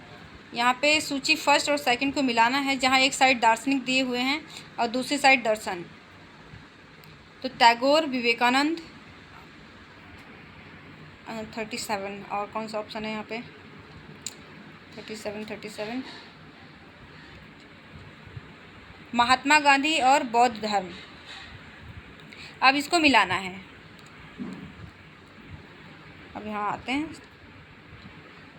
टैगोर, विवेकानंद। अब इसको हम पहले ये पढ़ लेते हैं। सामंजस्यपूर्ण व्यक्तित्व का विकास, कर्म का सिद्धांत, और यहाँ पर है बालक सभी प्रकार की पुस्तकों में अधिक महत्वपूर्ण है, योग शिक्षा का एक माध्यम है, धर्म का सिद्धांत। 5 है यहाँ पर, 5 ऑप्शन दिए गए हैं। तो जो पहला है टैगोर, वो क्या कहते हैं? बालक सभी प्रकार की पुस्तकों में अधिक महत्वपूर्ण है। मतलब टैगोर कहते हैं कि जो बुक से ज़्यादा इम्पोर्टेंट कौन है? बालक है। तो ये तीसरे के साथ मैच कर जाएगा, टैगोर। और दूसरा क्या था यहाँ पर, विवेकानंद। विवेकानंद किस चीज़ की बात करते हैं, योग शिक्षा का एक माध्यम है। कौन कहता है, विवेकानंद कहते हैं। तो 4 के साथ चला जाएगा। और महात्मा गांधी क्या कहते हैं, सामंजस्यपूर्ण व्यक्तित्व का विकास की बात करते हैं। कौन, महात्मा गांधी। तो ये पहले के साथ चला जाएगा। और बौद्ध धर्म, बौद्ध धर्म किसकी बात करता है, कर्म का सिद्धांत। तो अब इसके हिसाब से देखो मैच कर लेते हैं, 3 4 1 2। पहला मतलब टैगोर क्या कहते हैं कि बालक इम्पोर्टेंट है बुक्स से ज़्यादा। और सेकंड जो स्वामी विवेकानंद है वो क्या कहते हैं, योग शिक्षा का क्या है, एक माध्यम है। वहीं पर महात्मा गांधी क्या कहते हैं, संपूर्ण व्यक्तित्व की बात करते हैं, व्यक्तित्व के विकास की बात करते हैं। और जो बौद्ध धर्म है उसमें क्या है, कर्म की बात की, कर्म के सिद्धांत की बात की गई है। तो ये, तो इसके हिसाब से सी वाला हमारा जो है यहाँ पर राइट हो जाएगा ऑप्शन। अब क्वेश्चन नंबर 38, यह किसने कहा है, शिक्षा मानव निर्माण है जो चरित्र निर्मित करती है, मन की शक्ति बढ़ाती है, ज्ञान का विस्तार करती है और जिसके द्वारा आदमी अपने पैरों पर खड़े हो सकते हैं। तो ये कहा था स्वामी विवेकानंद का ये विचार है। वो कहते हैं कि शिक्षा क्या है, मानव निर्माण। शिक्षा मानव निर्माण करती है, मानव का विकास करती है, जो उसके चरित्र को निर्मित करती है, अच्छा बनाती है उसके चरित्र को, और उसके मन की शक्ति को बढ़ाती है और ज्ञान का विस्तार करती है, जिससे क्या होता है, मनुष्य अपने पैरों पर खड़ा हो सकता है। किसके द्वारा, शिक्षा के द्वारा। ये कौन कहता है, किसका कोटेशन है, स्वामी विवेकानंद का। तो ए वाला यहाँ पर हमारा राइट हो जाएगा, option number A is the right. Question number 39, निम्नलिखित में से कौन सा या कौन सी गतिविधियाँ शिक्षण प्रक्रिया में सबसे पहले आनी चाहिए। शिक्षण प्रक्रिया में टीचिंग करते समय उद्देश्यों का निरूपण, शिक्षण अनुदेशन की योजना बनाना, छात्रों की रुचि के बारे में जानना, उपरोक्त सभी, मतलब सारी चीज़ें आ जाएंगी। आप अगर टीचिंग कर रहे हैं तो आपको ये जानना चाहिए टीचिंग करने का क्या उद्देश्य है, जो मैं पढ़ा रहा हूँ उसके उद्देश्य का पता होना चाहिए। शिक्षण अनुदेशन की योजना बनाना, कैसे पढ़ाना है, कम बच्चे हैं, ज़्यादा बच्चे हैं, किस प्रकार से पढ़ाना है उनको, वो भी ज़रूरी है। छात्रों की रुचि के बारे में भी जानना ज़रूरी है, किस बच्चे का किस में इंटरेस्ट है। तो यहाँ पे सारे के सारे जो है हमारे सही है। अब क्वेश्चन नंबर 40, निम्नलिखित में से कौन से कथन प्रभावी शिक्षण से सम्मिलित हैं। टीचिंग की बात हो रही है, अपने माइंड में रखना है, भूलना नहीं है इसको। शिक्षक सक्रिय होते हैं परंतु छात्र सक्रिय भी हो सकते हैं और नहीं भी। ऐसा बिल्कुल नहीं। तो उस टीचर का क्या मतलब, अगर बच्चा निष्क्रिय है, वो समझ ही नहीं रहा है, आपकी क्लास में एक्टिव नहीं है, तो टीचर का पढ़ाने का कोई मतलब नहीं है, एक्टिव रहने का। तो ये तो है नहीं, गलत। शिक्षक सक्रिय या निष्क्रिय हो सकता है। शिक्षक हमेशा, टीचर हमेशा क्या है, क्लास में क्या रहेगा, एक्टिव रहेगा, सक्रिय रहेगा, निष्क्रिय तो हो नहीं सकता। ये भी गलत, पढ़ना ही नहीं आगे। शिक्षक और छात्र दोनों सक्रिय हैं, दोनों को क्या है, क्लास में एक्टिव होना पड़ेगा, तभी एक प्रभावी शिक्षण हो सकता है। तो सी इज़ द राइट। निम्नलिखित में से कौन सा शिक्षण का सर्वाधिक अपेक्षित उद्देश्य होता है। शिक्षण का, टीचिंग करने का जो मेन उद्देश्य होता है वो कौन सा होता है। छात्रों के व्यवहार में वांछनीय परिवर्तन, छात्रों के संपूर्ण व्यक्तित्व का विकास, छात्रों के चरित्र का निर्माण, एक उपयुक्त नौकरी के लिए चयन होना। डी वाला तो तुरंत काट दो, केवल उपयुक्त या सिर्फ किसी चीज़ के लिए इंडिकेट कर रहा है। छात्रों के चरित्र का निर्माण, देखो ये तीनों की तीनों यहाँ पर सही दिख रहे होंगे, लेकिन बेस्ट ऑप्शन कौन सा है यहाँ पे, सबसे मेन। एजुकेशन का क्या पर्पज़ होता है, हमारे व्यवहार में परिवर्तन लाना, हमारे चरित्र का विकास करना, मेन पर्पज़ होता है, मेन उद्देश्य होता है एजुकेशन का। तो एक टीचर का उद्देश्य क्या होगा, पढ़ाने का, शिक्षण का, छात्रों के व्यवहार में वांछनीय परिवर्तन लाना, जो उसके चरित्र का विकास कर सके, उसे आगे बढ़ने के लिए प्रेरित कर सके। तो यहाँ पे ए वाला राइट हो जाएगा, ए इज़ द राइट, छात्रों के व्यवहार में वांछनीय परिवर्तन। क्वेश्चन नंबर 42, निम्नलिखित में से कौन से कारक शिक्षण दक्षता के लिए मूल रूप से आवश्यक हैं। शिक्षण दक्षता के लिए शिक्षण कौशल में नैपुण, निपुण होना मतलब ये भी सही है। अगर आप टीचिंग कर रहे हैं तो कौन कौन से आपके अंदर गुण होने चाहिए, दक्षता कौन कौन सी होनी चाहिए, कौन सी मौजूद होनी चाहिए आपके अंदर, वो क्वालिटी कौन कौन सी होनी चाहिए। निपुण होने चाहिए आप शिक्षण कौशल में, शिक्षण की विभिन्न तकनीकों के प्रयोग में भी निपुण होने चाहिए। आपको बहुत सारी तकनीक आनी चाहिए, बहुत सारे मेथड आपको पता होने चाहिए। कई बार आप जो मेथड यूज़ कर रहे हैं उससे बच्चों को समझ नहीं आता, आप दूसरे मेथड का यूज करके आप पढ़ा सकते हैं उनको। तो मतलब कई तरीके आपको आने चाहिए। शिक्षक में उचित संसाधनों के उपयोग और प्रौद्योगिकी में निपुण, मतलब जो साधन है हमारे, उचित साधनों का उपयोग भी आना चाहिए कि जो चीज़ें हैं हम कहाँ पर उन चीज़ों का यूज कर सकते हैं, यूज करना भी आना चाहिए। तो यहाँ पे सारे सारे सही हैं, मतलब option number D is the right. Question number 43, निम्नलिखित कथनों में से कौन सा कथन सत्य नहीं है, सही नहीं है। अच्छा संप्रेषक एक अच्छा अध्यापक नहीं हो सकता। क्यों नहीं हो सकता? अगर बोलने में अच्छा है, उसकी जो संप्रेषण जो क्षमता है अच्छी है, तो क्या वो अच्छा अध्यापक नहीं हो सकता? होना चाहिए एक गुण। एक टीचर में क्या गुण होना चाहिए? उसको एक्सप्लेन अच्छे से करना आना चाहिए। ऐसा नहीं कि उसके पास शब्द ही ना हो, क्या बोलना है क्या नहीं बोलना है, चीज़ों को 2-3 तरीके से मतलब माध्यम से उसको समझा सके, अलग अलग तरीके से होना चाहिए। तो ये क्या होगा यहाँ पे? गलत है, गलत हो जाएगा। दूसरा है संप्रेषक को हास्य का अच्छा बोध होता है। ज़रूरी थोड़ी ना कि जो बोलता है ज़्यादा, जिसकी जो है बोलने वाली स्पीकिंग जो अच्छी है, तो वो क्या है, हास्य का अच्छा बोध होगा उसको। ये भी गलत है। संप्रेषक को हास्य का अच्छा बोध होता है। अच्छा हाँ, संप्रेषक को देखो, अच्छा अगर किसी को बोलना आता अच्छे से तो हास्य का अच्छा बोध होता है उसको, सही है। संप्रेषक को विस्तृत पाठन ज्ञान होता है। हाँ बिल्कुल, क्योंकि आपको अगर ज्ञान नहीं होगा तो आप बोल ही नहीं सकते। आपके अंदर क्या होगा? लेक ऑफ वर्ड्स, आपके पास शब्द ही नहीं होंगे तो बोलेंगे कैसे? संप्रेषक को सभी भाषाओं का ज्ञान होता है। ये तो सही है। यहाँ पे जो है तीनों के तीनों सही हैं। सही कौन सा नहीं है कि एक अच्छा संप्रेषक एक अच्छा अध्यापक नहीं हो सकता, ये गलत है। क्वेश्चन नंबर 44, एक सफल शिक्षक वही होता है जो अपने विषय को अच्छी तरह से जानता है। हमने शुरू से ही पढ़ते आ रहे हैं, जब आप टीचर बनते हैं, एक टीचर के अंदर जो गुण होना चाहिए सबसे पहला वो होना चाहिए, उसके विषय पर पकड़ अच्छी होनी चाहिए, उससे अपने विषय का ज्ञान होना चाहिए, अपने विषय पर एक अच्छी कमांड होनी चाहिए। तो ये तो सफल शिक्षक का एक गुण है, तो सही है यहाँ पर। जिसकी कक्षा का परिणाम 100% आता है। ज़रूरी नहीं कि क्योंकि बच्चों के ऊपर डिपेंड करता है, बच्चे अलग अलग लेवल के हैं, तो ये तो गलत हो जाएगा। वह छात्रों के लिए अभिगम्य है, ये भी गलत हो जाएगा। उसके लेख प्रतिष्ठित पत्रिकाओं में प्रकाशित हों, ऐसा थोड़ी ना कि सबके लेख प्रकाशित ही हो जाएंगे, तो ये भी नहीं। तो ए वाला जो हमारा यहाँ पे राइट हो जाएगा।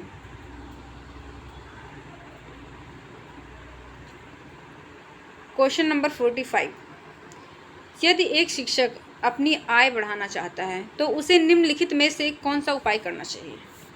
अतिरिक्त समय के दौरान कोचिंग संस्थानों में पढ़ाना। हाँ कर सकता है, पढ़ा सकता है, अगर ज़्यादा अर्निंग करना चाहता है, ज़्यादा पैसे कमाना चाहता है, सही है।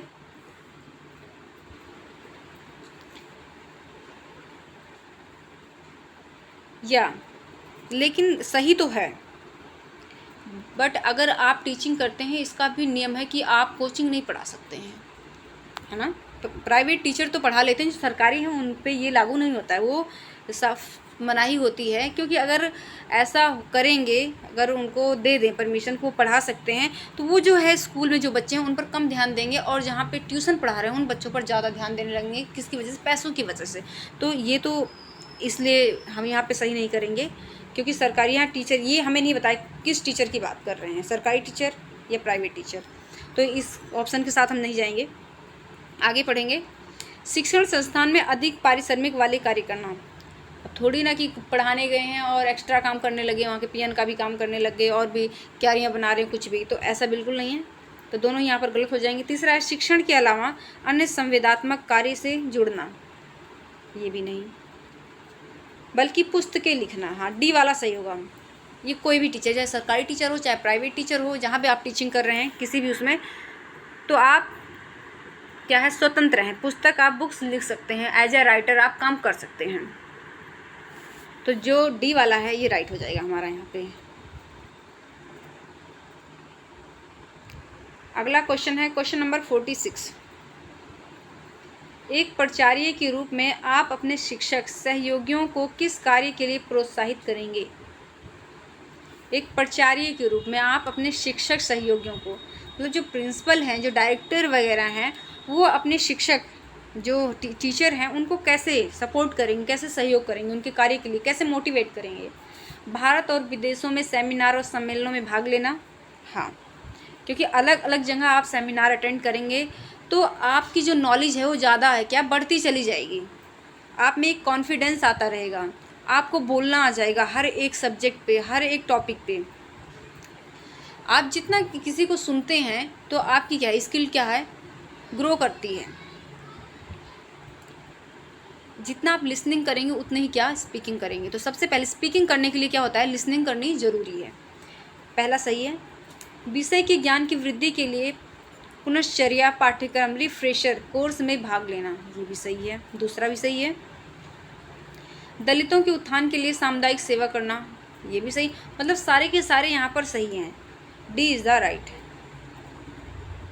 दलितों के उत्थान के लिए देखो यहाँ पे कंफ्यूज हो रहे होंगे, इसमें क्या है, अगर आपको बोल दिया जाए कि ये दलित जो लोग हैं या जो नीचे तबके के लोग हैं इनका विकास कैसे किया जाए, तो आप दिमाग लगाएंगे, कोई तरीका बताएगा कि ये चीज़ की जाए तो इनका विकास हो सकता है, ये सुविधाएं दी जाए तो इनका विकास हो सकता है। तो ऐसे में क्या है, कहीं ना कहीं आपकी जो नॉलेज है वो बढ़ती जाएगी, आपकी तार्किक क्षमता है उसका भी विकास होता चला जाएगा। तो यहाँ पर सारे के सारे सही हैं।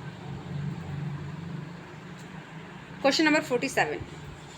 छात्रों को सबसे अधिक प्रभावी ढंग से सामाजिक और नैतिक मूल्यों को आत्मसात करने के लिए प्रोत्साहित कर सकता है। सामाजिक और नैतिक मूल्यों पर व्याख्यान देकर, टीवी कार्यक्रमों को दिखाकर, या छात्रों को सह पाठ्यक्रम गतिविधियों में सक्रिय रूप से सम्मिलित करके। देखो बेस्ट ऑप्शन हमें चूज करना है। मूल्यों पर व्याख्यान देकर, या हम लेक्चर दे दिया हमने कि हमें ऐसा करना चाहिए, हमें वैसा करना चाहिए, कोई फ़र्क पड़ने वाला नहीं, थोड़ी देर के लिए, बाद में भूल जाएंगे। टीवी कार्यक्रम को देखकर, हम बहुत कुछ देखते हैं टीवी पर, क्या सारी चीज़ें सीख जाते हैं? नहीं। आप जब किसी चीज़ में इन्वॉल्व होंगे, खुद आप एक्टिव होंगे उस चीज़ को करने के लिए, एज ए पार्टिसिपेटर के तौर पे काम करेंगे, तभी आप क्या है उसमें आपके अंदर वो चीज़ें, वो गुण आएंगी। तो छात्रों को क्या है, सह पाठ्यक्रम गतिविधियों में सक्रिय रूप से सम्मिलित करके जो भी आप काम कर रहे हैं उनको भी उसमें इन्वॉल्व कर लीजिए, इंक्लूड कर लीजिए। तो यहाँ पर सी वाला जो होगा राइट हो जाएगा। Option number C is the right. अब क्वेश्चन नंबर 48 देखते हैं। एक शिक्षक अपने आप को एक प्रभावी संप्रेषक के रूप में स्थापित कर सकता है यदि वह उपयुक्त शिक्षण सामग्री का उपयोग करता है। जरूरी थोड़ी ना है। जो सिखाता है उसका छात्रों को उसका अर्थ समझाने में सहायता करता है, ये सही है। तो बी वाला जो हमारा ऑप्शन है वो सही हो जाएगा। बी इज़ द राइट में बेस्ट ऑप्शन चूज करना है। सी है शिक्षण अवधि में प्रश्न पूछता है, ऐसा कुछ थोड़ी ना, क्योंकि संप्रेषक की बात हो रही है।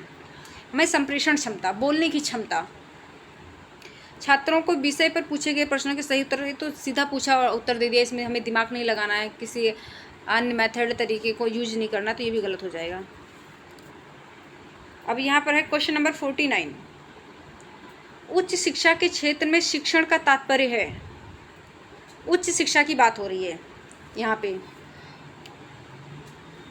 पाठ्य पुस्तक में दी गई जानकारी को प्रस्तुत करना, ये छोटे बच्चों की चीज़ें हैं। कक्षा में प्रश्न पूछना और परीक्षाओं का आयोजन करना, ये भी नहीं। छात्रों को परीक्षा के लिए तैयारी करने और उत्तीर्ण होने में सहायता करना, ये भी नहीं। क्या ये संकुचित चीज़ें हैं बहुत, क्या हमें थोड़ा डेप्थ में जाना है, चीज़ों को जानना है। तो छात्रों के लिए अधिगम प्रक्रिया को सुकर बनाना, ये सही है।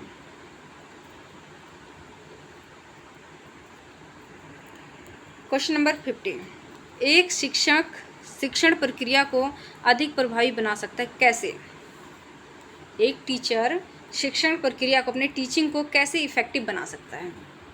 विषयों का विशेषज्ञ हो, ज़रूरी थोड़ी कि आप अगर अपने विषय में अच्छे हैं तो आपकी टीचिंग भी इफ़ेक्टिव होगी या लोग आपको उतना ही पसंद करेंगे।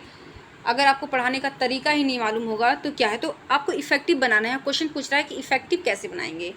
विषय में पढ़ाने में काफ़ी अनुभवी हो, विषय शिक्षार्थियों के पूर्व ज्ञान को ध्यान में रखें। देखो, अगर मेरे अंदर कितना ही ज्ञान है, किसी भी टीचर के अंदर कितना भी ज्ञान है, वो अपना ज्ञान उड़ेलने लग जाए क्लास में जाके, बच्चों का लेवल चेक ना करे, उनका लेवल क्या है, वो कौन सी चीज़ें समझ सकते हैं, तो आपका जो ज्ञान है वो धरा का धरा रह जाएगा। तो आप बच्चों को देखेंगे, बच्चे किस लेवल में हैं और किस चीज़ों को समझ सकते हैं, उनको कैसे समझाया सकता है। तो इसमें शिक्षार्थियों के पूर्व ज्ञान को ध्यान में रखकर ही पढ़ाना होता है। एक प्रभावी टीचिंग जो है शिक्षक के अंदर, तभी वो एक प्रभावी टीचिंग हो सकती है। तो सी वाला यहाँ पे राइट हो जाएगा। अगला क्वेश्चन है, निम्नलिखित में से किस स्थिति में कॉलेज शिक्षक वास्तव में छात्रों के लिए सहायक हो सकता है? कौन? कॉलेज शिक्षक वास्तव में छात्रों के लिए सहायक हो सकता है। कक्षा में श्रुत लेखन करवाएं, बच्चों का काम है, जब हम लेख लिखते थे। वह अपने मूल्यांकन में निष्पक्ष रहे। चलो ये तो सही है, लेकिन हमें बेस्ट ऑप्शन देखना है। छात्रों को कक्षा में प्रश्न पूछने के लिए प्रोत्साहित करता है। बिल्कुल, उसमें क्यों कैसे के तरीके को विकास करना है, बच्चे के अंदर तार्किक क्षमता का विकास करना है, चिंतनशील स्तर को विकसित करना है। क्योंकि सबसे जो उच्च स्तर है, हायर लेवल है, वो कौन सा है? चिंतनशील स्तर है हमारा, तार्किक क्षमता है। तो छात्रों को कक्षा में प्रश्न पूछने के लिए प्रोत्साहित करता है कौन? जो कॉलेज शिक्षक होते हैं, छात्रों के लिए सहायक हो सकते हैं ऐसे। अगला जो क्वेश्चन है, क्वेश्चन नंबर 52, उच्च शिक्षा में अध्यापन का सबसे वांछित परिणाम कौन सा है? विद्यार्थियों की उपलब्धियों में वृद्धि। अध्यापन में बात करें, स्टडी में सबसे वांछित परिणाम कौन सा है? उच्च शिक्षा की बात हो रही है, यहाँ पर हायर लेवल की बात हो रही है। विद्यार्थियों की स्वतंत्र सोच के स्तर में वृद्धि, 100% परिणाम गलत। विद्यार्थी किसी विषय को ज़्यादा अधिमान देना गलत। विद्यार्थियों की उपलब्धियों में वृद्धि गलत। मतलब जब उच्च शिक्षा की बात हो रही तो उच्च तार्किक क्षमता की बात करें, उसके चिंतनशील स्तर की बात करेंगे। सबसे उच्च की बात करते हैं हम, 3 स्तर पढ़ते हैं, मेमोरी लेवल, नॉलेजेबल लेवल और रीजनेबल लेवल, या बोल सकते हैं स्मृति स्तर, अवबोधन स्तर और चिंतनशील स्तर। तो सबसे उच्च कौन सा है हमारा? चिंतनशील स्तर, जिसमें हम सोच समझकर तार्किक करने की क्षमता, हम स्वतंत्र होते हैं पूरी तरह से। हमें क्वेश्चन करने मतलब हम क्वेश्चन कर सकते हैं, क्या, क्यों, कैसे, ये सारी चीज़ें क्या है, हम समझने की शक्ति विकसित हो जाती है उस टाइम चिंतन स्तर में। तो जो हमारा बी है यहाँ पर राइट हो जाएगा, विद्यार्थियों की स्वतंत्र सोच के स्तर में वृद्धि। क्वेश्चन नंबर 53, पुस्तकें संचार का एक शक्तिशाली स्रोत हो सकती हैं यदि सामान्य सारांश प्रदान कर सकें। जरूरी थोड़ी ना है।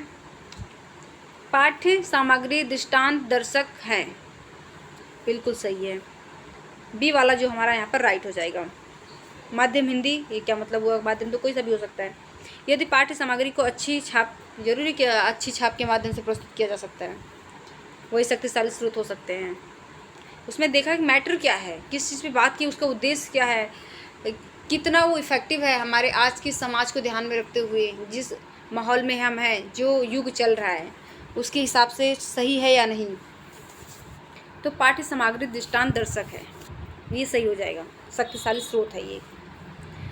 54 है, निम्नलिखित में से कौन सा परिणाम प्रभावी शिक्षण का सबसे सही प्रकार से प्रतिबिंबित करता है? परिणाम प्रभावी शिक्षण को सबसे सही प्रकार से प्रतिबिंबित करता है। इफेक्टिव टीचिंग की बात कर रहा है। छात्रों की उपस्थिति, विशेष सम्मान, छात्रों द्वारा पूछे सार्थक प्रश्न, कक्षा में पूर्ण रूप से शांति होना। शांति तो ख़त्म कर दो, विशेष सम्मान क्या, रिस्पेक्ट छोड़ो, ये तो मिलनी चाहिए हर फील्ड में। तो यहाँ प्रभावी शिक्षण की बात हो रही, छात्रों की उपस्थिति और अनुपस्थिति, ये इसका कोई मायने नहीं, कोई मैटर नहीं। यहाँ पर छात्रों द्वारा पूछे सार्थक प्रश्न, मतलब छात्रों के अंदर आपकी टीचिंग इतनी इफेक्टिव होनी चाहिए कि छात्र क्वेश्चन करे, पूछे उन कि क्या, क्यों, कैसे, कैसे हुआ, क्या नहीं, तभी क्या हो, ये कि जो टीचिंग है आपको इफेक्टिव हो सकती है, परिणाम उसका। तो सी वाला यहाँ पर राइट हो जाएगा, छात्रों द्वारा पूछे सार्थक प्रश्न। 55 पता चले आप कुछ पढ़ा रहे हैं वो पूछ कुछ रहे हैं तो उसका मतलब भी समझ सकें वो, ये मतलब है यहाँ पर। निम्नलिखित में से कक्षा शिक्षण का सबसे महत्वपूर्ण उद्देश्य कौन सा है? कक्षा शिक्षण का, क्लास में जो शिक्षा ले रहे हैं हम, शिक्षण कर रहे हैं। जानकारी देना, जिज्ञासु मन को विकसित करना, छात्रों के व्यक्तित्व का विकास करना, छात्रों को परीक्षाओं में उत्तीर्ण होने की सहायता करना। देखो जैसे जो मेन सबसे बेस्ट ऑप्शन होगा उसको हम देखेंगे। ये काट दो, छात्रों के व्यक्तित्व का विकास करना ये भी काट दो, जानकारी देना ये भी काट दो। तो जानकारी तो देनी ही पड़ेगी, व्यक्तित्व का विकास भी करना पड़ेगा और उत्तीर्ण तभी तो हम पढ़ा रहे हैं कि वो पास हो जाएं अच्छे से। तो ये सारी चीज़ें होनी तो चाहिए, लेकिन सबसे ज़्यादा जिज्ञासु मन को विकसित करना है। जो अंदर इच्छाएं, जो जिज्ञासा उत्पन्न हो रही, ये चीज़ कैसे हुई, कहाँ से आई, क्यों हुआ, क्यों पढ़ाया जा रहा है, ये चीज़ें हमें क्यों पढ़नी चाहिए, इस तरीके से कक्षा शिक्षण का सबसे महत्वपूर्ण उद्देश्य होता है। तो ये यहाँ पर हो जाएगा बी वाला राइट। क्वेश्चन नंबर 56 है, छात्र उन शिक्षकों को अपेक्षाकृत अधिक पसंद करते हैं जो कि, मतलब छात्र जो हैं किन टीचर को ज़्यादा पसंद करते हैं? ज़्यादातर कक्षा में सबसे अधिक श्रुतलेख करवाएं, परीक्षा से पहले महत्वपूर्ण प्रश्नों की सूची प्रदान करें, विषयों से संबंधित छात्रों की समस्याओं का समाधान करें, जो स्वयं को अनुशासन में रखें। देखो कक्षा में सबसे अधिक श्रुतलेख मतलब कि अब लिखवाते ही रहें तो ये क्या मतलब हुआ? परीक्षा से पहले महत्वपूर्ण प्रश्नों की सूची प्रदान करें, गलत बात। चीटिंग थोड़ी ना करवानी है बच्चों को, उनका भविष्य थोड़ी खराब करना है।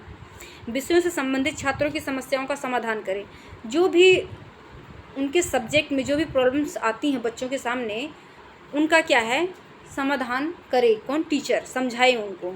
ये अगर ऐसा टीचर है जो भी बच्चे क्वेश्चन करते हैं, जो समझना चाहते हैं, उनको समझ नहीं आती है, उनकी प्रॉब्लम्स को, उनकी जिज्ञासा को समाप्त कर देता है, उनको समझाता है, वो ही अच्छा टीचर होता है। उसको जो छात्र होते हैं वो ज़्यादा पसंद करते हैं। तो सी वाला यहाँ पर राइट हो जाएगा, option number C is the right. Question number 57,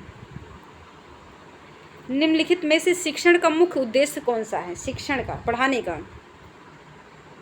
पाठ्यक्रम से संबंधित जानकारी देना, परीक्षा के लिए छात्रों को तैयार करना, छात्रों को रोजगार संबंधी सहायता प्रदान करना, छात्रों की सोच शक्ति को विकसित करना। ये सही है।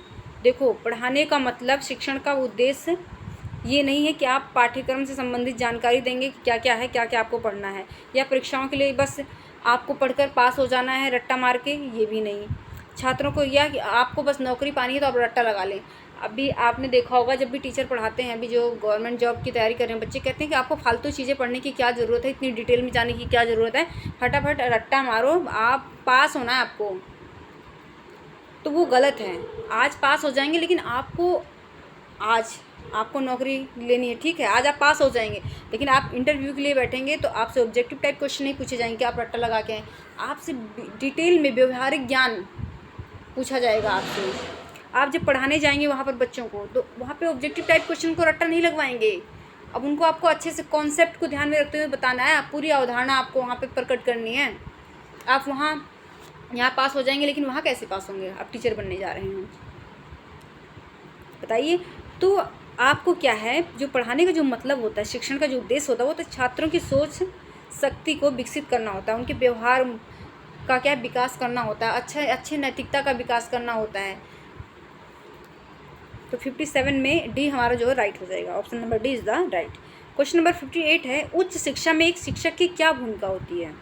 उच्च शिक्षा की बात हो रही है। देखो क्वेश्चन को ध्यान से इसलिए पढ़ना है क्योंकि उच्च शिक्षा, निम्न शिक्षा, सब में अलग अलग नियम लागू होंगे, अलग अलग भूमिका होगी टीचर की। तो 58 उच्च शिक्षा में बात हो रही है। यहाँ पे उच्च शिक्षा में एक शिक्षक की क्या भूमिका होती है? छात्रों को जानकारी प्रदान करना, केवल परीक्षा के लिए छात्रों को तैयार करना, छात्रों को स्वयं सीखने के लिए प्रेरित करना, छात्रों के बीच प्रतिस्पर्धा को प्रोत्साहित करना। देखो उच्च शिक्षा में शिक्षक की क्या क्या भूमिका हो सकती है? छात्रों को जानकारी प्रदान करना, ठीक है, ज़रूरी है। आप उनको जानकारी देंगे, कब किसी प्रकार की जानकारी हो सकती है, कैरिकुलम से रिलेटेड हो सकती है, एग्जाम कब हो रहे हैं, किस प्रकार से तैयारी करनी है, तो जानकारी में बहुत सारी चीज़ें आ जाती हैं, तो ज़रूरी है। केवल परीक्षा के लिए छात्रों को, केवल शब्द जहाँ भी आया आप तुरंत काट देना उसको, बिना सोचे समझे काट दिया। छात्रों को स्वयं सीखने के लिए प्रेरित करना, सेल्फ स्टडी, या कह सकते हैं लर्निंग बाय डूइंग, इस पर ज़्यादा फोकस करते हैं उच्च कक्षा में, तो ये भी सही है। छात्रों के बीच प्रतिस्पर्धा को प्रोत्साहित करना, कंपटीशन को, तभी तो वो आगे बढ़ेंगे, वो उससे ज़्यादा, वो उससे ज़्यादा। तो यहाँ पर जो तीनों हैं ये सही हो जाएंगे, फर्स्ट, थर्ड और फोर्थ। फर्स्ट, थर्ड, फोर्थ, मतलब सेकंड वाला तो गलत है, तो तीन, तो मतलब सी में है ये, सी वाला हमारा यहाँ पर राइट हो जाएगा। क्वेश्चन नंबर 59, एक प्रभावी शिक्षक सुनिश्चित करता है कि एक अच्छा टीचर जो है वो क्या सुनिश्चित करता है? कक्षा में छात्रों में परस्पर सहयोग की भावना उत्पन्न हो, चलो ठीक है, होनी चाहिए। उसे कक्षा में हस्तक्षेप ना करना पड़े, ऐसा तो हो ही नहीं सकता। छात्रों के बीच प्रतियोगिता होनी भी चाहिए, ज़रूरी भी है। लेकिन अब हमें क्या करना है, यहाँ पे बेस्ट ऑप्शन चूज करना है। तो क्या करना है, एक प्रभावी शिक्षक क्या सुनिश्चित करता है कि स्थिति की मांग के अनुरूप कक्षा में प्रतियोगिता या परस्पर सहयोग की भावना उत्पन्न हो। ये हमारा यहाँ पे बेस्ट ऑप्शन होगा। होने के यहाँ पे और भी हो सकते हैं, और भी राइट आंसर हैं इसमें, एक दो जो हैं सही हैं, लेकिन बेस्ट ऑप्शन कौन सा है? डी वाला है, तो D is the right. Question number 60, ये लास्ट क्वेश्चन है आज का हमारा। एक नए शिक्षक के लिए सबसे कठिन कार्य अपनी प्राथमिकताएं स्थापित करना होता है। प्रायः वह निम्नलिखित में से किस से अपनी कक्षा का आरंभ करना चाहेगा? बताओ। पहला है कक्षा में अनुशासन लागू करके, छात्रों के साथ तालमेल स्थापित करके, छात्रों के साथ मजाक करके, अपनी योग्यता और व्यक्तित्व के बारे में छात्रों को अवगत करवाकर। कौन सा है बताओ, दिमाग लगाओ। क्वेश्चन को दोबारा पढ़ लो। एक नए शिक्षक के लिए, जब आप टीचर हैं, पहली बार क्लास में जा रहे हैं पढ़ाने के लिए, नए हैं उन बच्चों के लिए, तो आप कैसे उसको मैनेज करेंगे? क्लास में जाकर स्टार्टिंग कैसे करेंगे? तो आप क्या करेंगे, ना तो कक्षा में अनुशासन लागू करके जाके स्ट्रिक्ट टीचर बन गए, बोलना नहीं है बच्चों को, एकदम सीधा सीधा बिठा दिया, बिल्कुल इधर उधर नहीं कर रहे हैं, आपको भी नहीं सुन रहे हैं, बस डिसिप्लिन बैठे हुए हैं, आपको बस देख रहे हैं, ना ही आप क्या बोल रहे हैं, क्या पढ़ा रहे हैं, क्या समझा रहे हैं, उनको कुछ समझ नहीं आ रहा, सब ऊपर से जा रहा है। बल्कि आपको क्या करना है, तो पहला तो गलत हो गया, आपको करना क्या, छात्रों के साथ तालमेल स्थापित करके आप उनको जानो, उनके प्रीवियस नॉलेज को जानो, और फिर उसके अकॉर्डिंग आप बात कर सकते हैं। तो ये यहाँ पर सही होगा बी वाला, छात्रों के साथ मजाक करके। आप मजाक करना शुरू करेंगे तो इतना ज़्यादा ओपन हो जाएंगे आपके साथ, तो पढ़ने का तो कोई मतलब ही नहीं है। अपनी योग्यता और व्यक्तित्व के बारे में छात्रों को, आपको वो तो खुद ही जान जाएंगे जब आप पढ़ाएंगे, आपकी नॉलेज तो बाद में निखर जाएगी ना, आपकी टीचिंग से ही पता चल जाता है, प्रभावी टीचिंग से किस प्रकार से। तो ये कोई मतलब नहीं है, मतलब छात्रों के साथ तालमेल करके आप स्थापित कर सकते हैं। जब आप नए टीचर हैं, क्लास में गए हैं, बच्चों के लिए आप एक नए टीचर हैं, तो बी वाला यहाँ पर राइट हो जाएगा, बी इज़ द राइट। तो ये थे आज के हमारे 60 क्वेश्चन जो हमने किए हैं, और इसमें 50 लगभग 45 क्वेश्चन के आसपास और हैं इस चैप्टर में। उसके बाद ये हो जाएगा ख़त्म। कौन सा जो आज हम कर रहे थे, ये टीचिंग कॉन्सेप्ट एंड नेचर। इसमें 102 103 क्वेश्चन के आसपास हैं सारे के सारे क्वेश्चन। अब यहाँ इससे बाहर कुछ आने वाला नहीं है, सारे क्वेश्चन आपको अगर यहाँ से क्वेश्चन पूछे जाते हैं इस चैप्टर से, तो इन्हीं में से आ जाएगा। तो आपको प्रैक्टिस करना है 1 से 2 बार, और आई थिंक समझ आई होगी क्लास। तो बस आज के लिए इतना ही, बदल लेती हूँ आपसे। बाय बाय, टेक केयर, धन्यवाद।